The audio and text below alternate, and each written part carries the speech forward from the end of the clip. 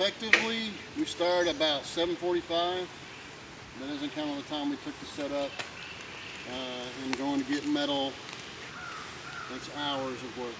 But we've got rain coming in on this particular metal roof, and I expect it to be around 2 o'clock. So we're going to see what we can get done before 2 o'clock.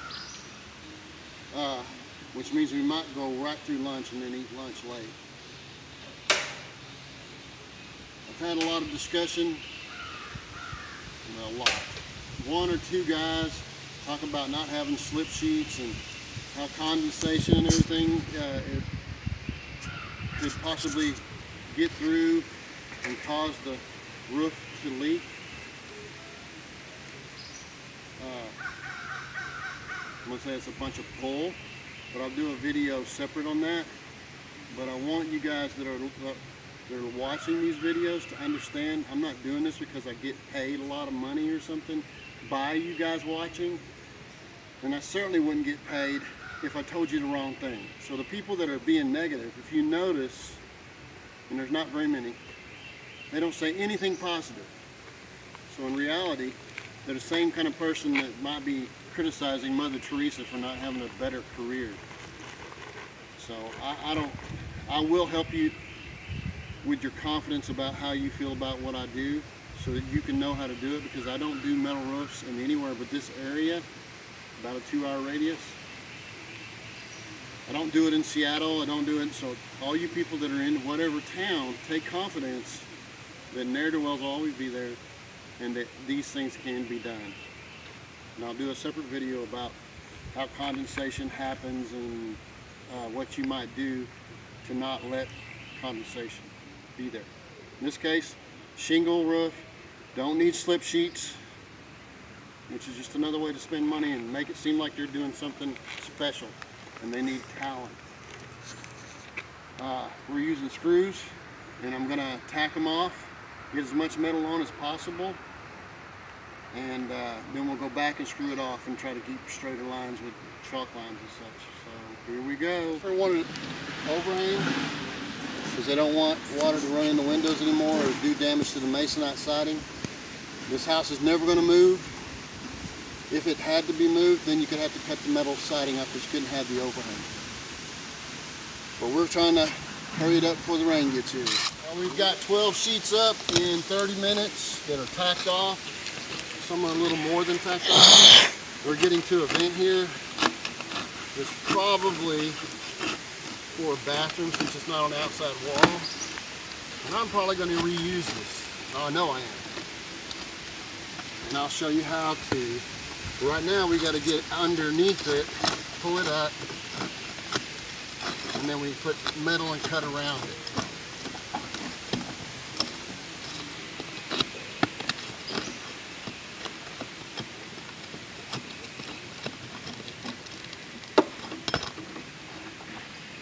And it smells like a sewer vent or something.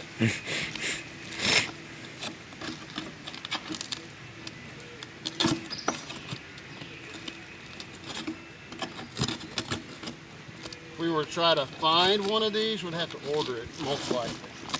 And I can usually shape this where it works. Without actually building too much of a curb.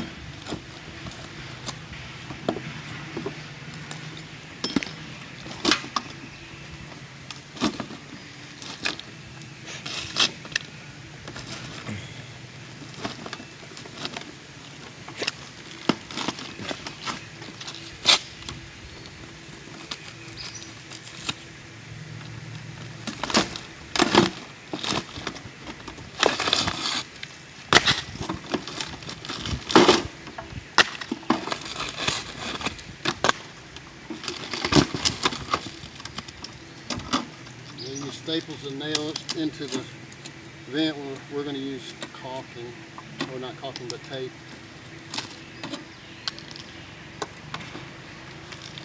Great big vent for a teeny tiny hole. But that'll work. We got to make sure all the nails are down, the staples are down, all the junk out of there. In reality, we only need a hole this big. So We'll show you all that as we come along. 2 layers of shingles. There's 4 layers on the end here, and it never did get sealed properly right here along the boot. So we have actually nothing. It was kind of, you would not want to step on this. So we're going to replace all that. It's at the point where it's starting to get into the, what you might call a rafter in the mobile home business, but it's going to be all right. We're going to replace that plywood. We're going to put in wood around the cut edges, and then we're going to put felt paper on it. We're going to put new shingles on it. Even though the shingles are just there for a paper barrier, we'll make sure that it will shed water like a regular shingle roof. And I'll show you a couple pictures as we go. All right, we took out the old plywood, put in 2x along the edges. Everything's done with screws, no nails, staples. We've got the felt paper cut. We're fixing to put that down. So the duct back on there's an exhaust fan for the bathroom, and we use duct tape. We didn't use a nail gun like they did. And cleaned up all the shingle stuff on the outside of it. And then I'm going to set it in the hole. And I'm going to cut a V to the center of the rib in both directions.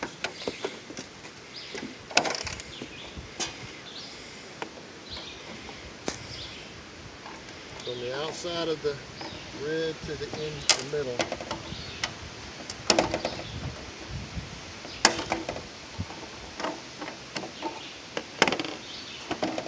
It's a little tougher over here because it's got 2 layers, which is odd.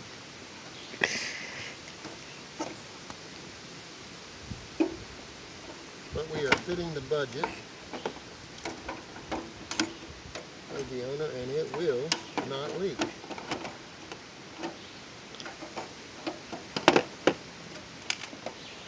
Then what I do is I put a screw on this side of the rib, suck it up, do the same down here.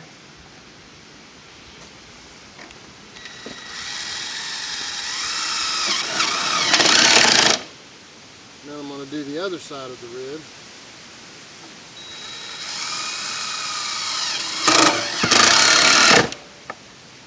Just going to have more than one screw there.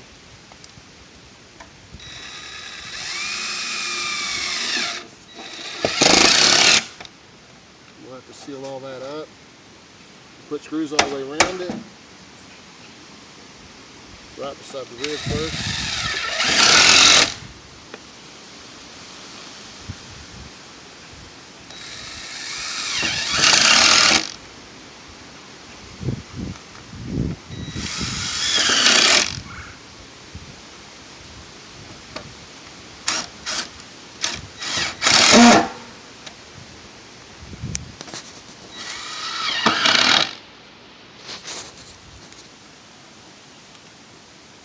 Actually see a hole, I fill it with a screw.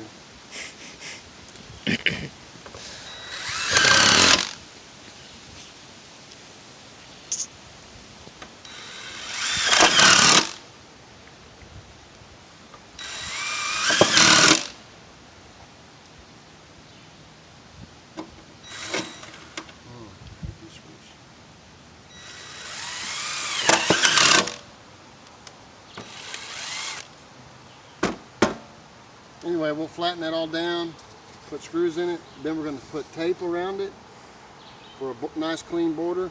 Then we'll put tar, then we'll pull the tape on. I'll show you an inch or 2 for the tar to bind to the metal, and I want a nice clean look when I get through. So I make all this as the edge. It makes for a square edge, like you are an artist or something. You can do perfect straight corners. Usually I use a wider tape, but this is what we had today.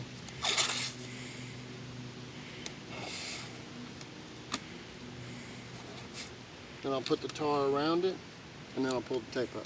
It's one where we had to replace the plywood, and we put the felt paper on and shingles, and then we put this roof jack back on, I mean, you can put new ones on. I do quite often.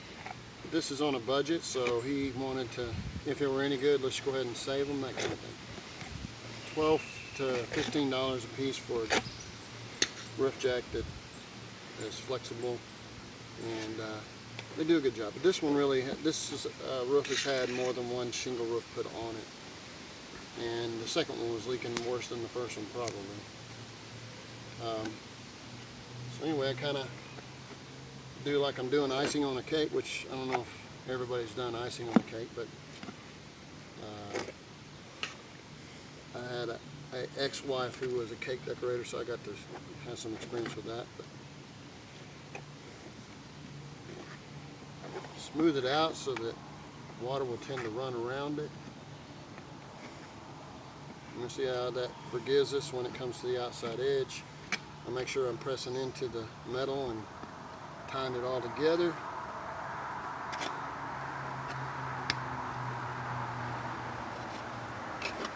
And I go over all the screws.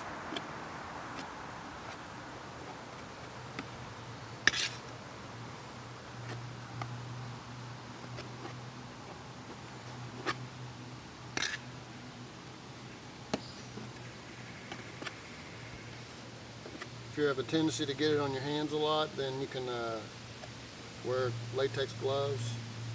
Anything oil-based, you can use oil to take it off of you, or anything else. So keep that in mind. You can use WD-40 and pull it off of your hands. Pretty good. Then all I'm doing is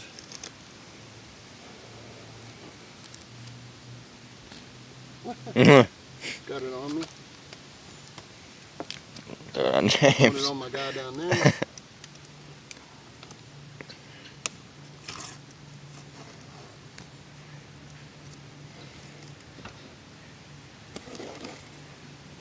Oh, I see that ending badly.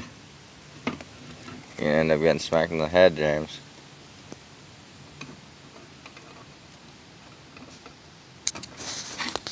Then I'm gonna put.